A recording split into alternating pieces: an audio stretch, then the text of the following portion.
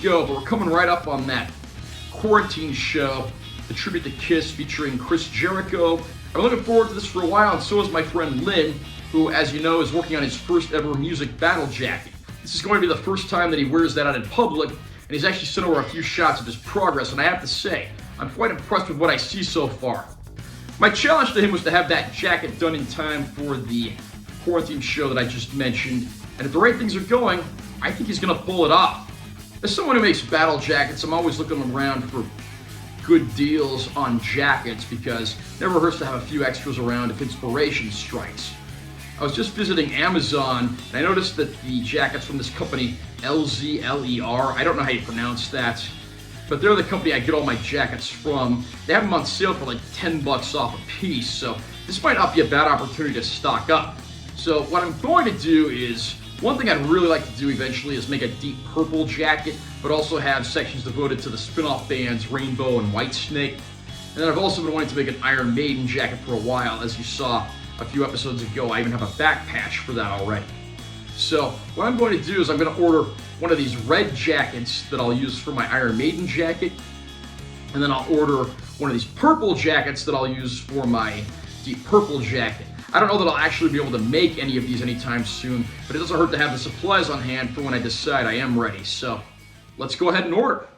And as promised, since we're at the end of the year, I'm going to bring you a segment I've never done before. This is called 10 Things You Don't Know About the Battle Jacket Kit. So I'm going to give you 10 facts about me that might come as a surprise. We'll see if there's any of these you already knew, or if they're all just going to completely take you by surprise. Number 1. My great uncle was the founder of SkyWest Airlines.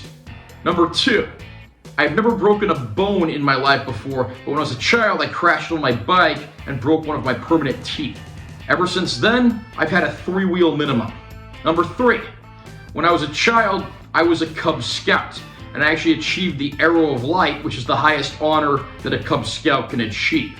I've even got my old hat here that's got all my old merit badges on it. Number 4, like most kids that were in school around my time, I was in the DARE program, and I wrote the essay that was considered to be the best essay in my class, so I got to read it in front of the school. And for doing so, I even received a gold medal. Number 5, on my 16th birthday, I soloed an airplane. Later in that day, I failed my driving test. When I soloed in the plane, there was even an article about it in the local paper. Number 6, have you ever watched those commercials for Zest soap, and they always end with somebody using a towel that says Zestfully Clean on it? I actually own one of those towels. Number 7, I have 3 college degrees, but none of them are in journalism, music studies, or film studies. My associate's is in general studies, my bachelor's is in history, and my master's is in special education. Number 8, my most viewed video in the history of my YouTube channel was a review that I did for my record player. My most viewed movie review that I did for my YouTube channel was for the Kino Lorber Blu-ray release of the film The Horse Soldiers, starring John Wayne and William Holden. Number 9, I have only left the United States once in my life, and that was to travel to England several years ago. Number 10, and this is the big one that you've been waiting for. I promised that I was going to reveal who or what got me into heavy metal in the first place. This is a question I'm commonly asked, but I don't often reveal the actual truth. But today, I'm going to do just that. And the answer actually may surprise you a little bit. The person or the thing that got me into heavy metal was Weird Al Yankovic. You probably have a really confused stare on your face right now. When I was a kid, I used to listen to Weird Al all the time because his music was actually hilarious, and I loved the parodies he did. But he also did these polka medley songs where he used a lot of lyrics and passages from popular songs of the day. In 1992, he put out a polka medley on the album called Off the Deep End, which was entitled Polka Your Eyes Out. And as I was investigating a lot of these songs that were in there, I mean, it was certainly a hodgepodge of musical genres, but You know, there was an excerpt from Metallica Enter Sandman. There was an excerpt from Warrant Cherry Pie. There was an excerpt from Motley Crue Dr. Feelgood. There was an excerpt from Billy Idol, Cradle of Love. And this is what got me into hard rock and heavy metal and really opened up that door for me. These medleys are also how I got into a lot of 90s alternative rock as well. So the thing that got me to heavy metal is Weird Al Yankovic. And I'm not making this up. It's been over a month coming, but tonight's the night. Tonight's the night we're going out to Count's Vamp to see Quarantine, which is a Kiss tribute band featuring wrestler turned metal singer Chris Jericho on vocals, and even a guest appearance from former Kiss guitarist Bruce Kulick. I've been looking forward to this for a while, and I'm going to be wearing my Kiss battle jacket tonight, so I'm going to show it off. All of my battle jackets have names based on the largest patch. Usually they're a tribute to someone who's deceased. In this case, I call this jacket the Caravello in tribute to Paul Charles Caravello, the deceased drummer, better known to the world as Eric Carr.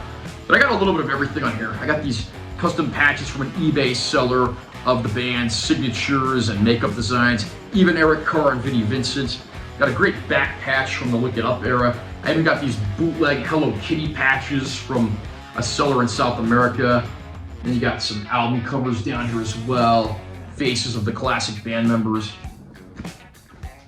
And then on the front of the jacket we have some more patches. Got a replica of the old Love Gun iron-on thing, you know, band member profiles, Vinnie Vincent Invasion, and then if you want to get even deeper into the side project, you've also got Frehley's Comet right there as well. So, pretty nice, diverse mix of Kiss stuff. One of my favorite bands of all time. And anytime I have a chance to see a member or see someone doing tribute to Kiss, I very rarely pass it up. And of course, my friend Lynn just finished making his first music battle jacket, which he'll be wearing out in public for the very first time tonight. Rock and roll night, party every day.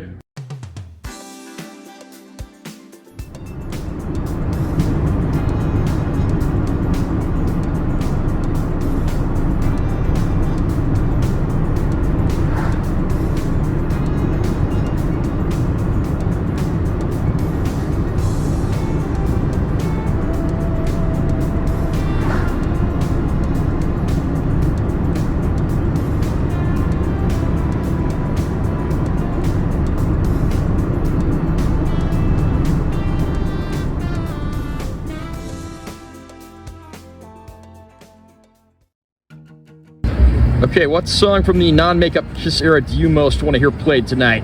I want to hear Crazy, Crazy Nights. All right, so what non-makeup Kiss song do you most want to hear tonight? Lick It Up. The Kiss song that I want to hear from the non-makeup era most of all tonight is And on the Eighth Day.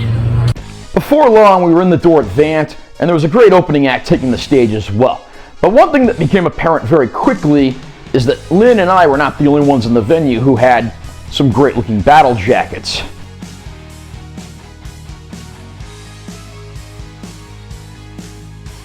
There were plenty on display during this night of unmasked Kiss music, as you'll quickly discover. And a lot of those other battle jacket enthusiasts certainly had a lot to say about my good friend's brand new battle jacket. Hi there, my name is Daniel. I'm just here at Count's Vamp, and I saw this guy's jacket right here, and I just wanted to show my appreciation for it.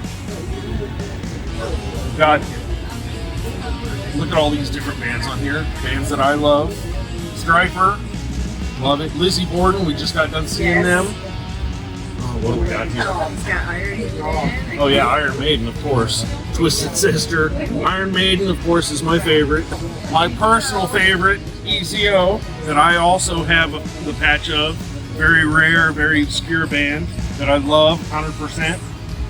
Yeah, just love it and appreciate the work that you put into it. I know what goes into putting one of these battle jackets together. So 1 month it took me to do it. Ooh, how long did it take me? I don't know. He sewed every one of these on himself.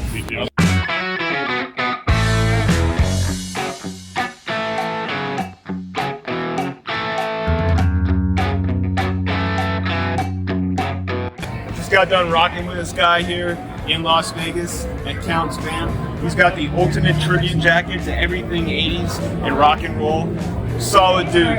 We just saw Kiss tribute band, 1980s era, non-makeup, Quarantine, Chris Jericho, Bruce Kulick, Eric Singer sat in. It was phenomenal. One of the best Kiss tribute shows I've ever seen. What an epic night of rock and roll. I don't think that's going to be topped anytime soon. I mean, I love Kiss, I love Chris Jericho, and that show delivered everything I could ever want and then some. And I've got some more good news as well. Jackets that I ordered a few days ago actually just arrived. So, again, I ordered a purple one that I'm going to use for my deep purple jacket. The color on this is actually very nice. And a red one that we can use for the Iron Maiden jacket, which again I do already have a back patch for. I do have to say though, I am a little disappointed with the color on this one. If you look on the Amazon website, it's like a bright, vibrant neon red, but this is almost kind of a more muted brick red. Still, it doesn't look too bad. I'll probably still use this for my Iron Maiden jacket. Let's get started prepping these things.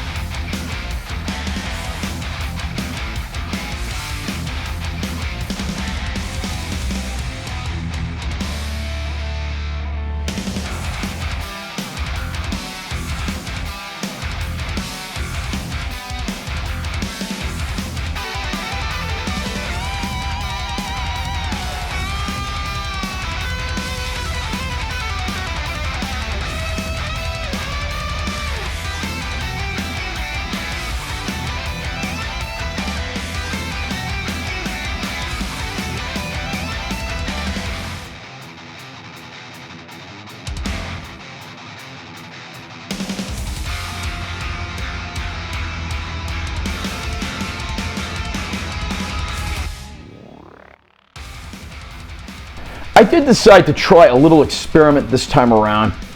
Prepping the jackets obviously is a lot of work, and you always end up with a lot of like frayed strings on the edges where you've been cutting. So what I decided to try this time is actually burn some of the frayed edges off, maybe see if I can give a slightly smoother, charred look to the edges where I was cutting.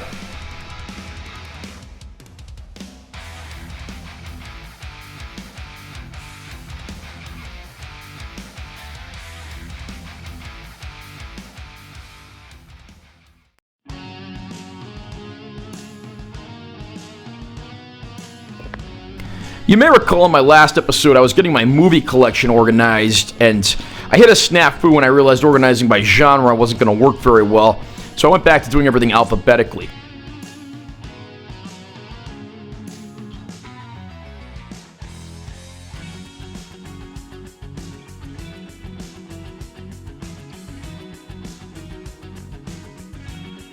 The one drawback I've noticed is I do have a bit of a lack of shelf space, so I really am going to need to get an extra shelf if I want to get everything on these shelves, box sets and all.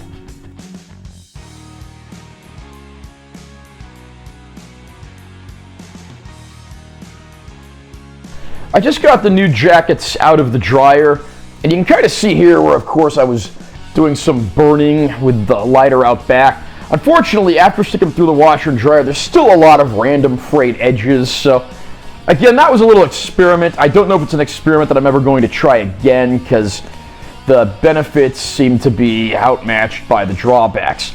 I also made one mistake when I was burning the top of this jacket where the collar was, and this actually, the flames burned through a little too much through the seams, and that could certainly weaken this when I'm actually putting the jacket together, so I might have to reinforce that first.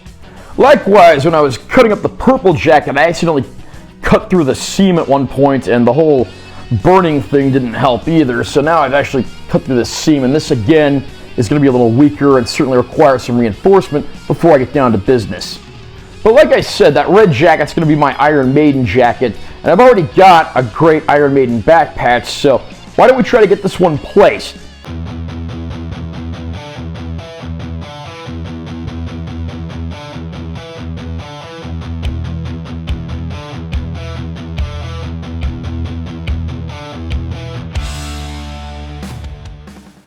And we got another little surprise here to kick off 2025. My parents left me all of their old 8-track tapes and audio cassettes, so I'm actually going to film some separate videos going through this collection, but I have a feeling it's going to be pretty interesting. Happy 2025!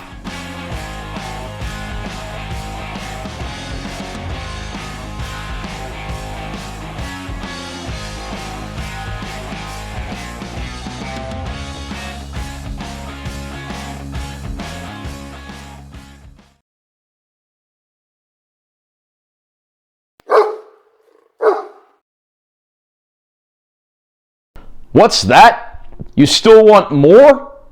Well, alright. We'll officially close things out with a montage of some of my favorite moments on the Vegas music scene in 2024. Enjoy!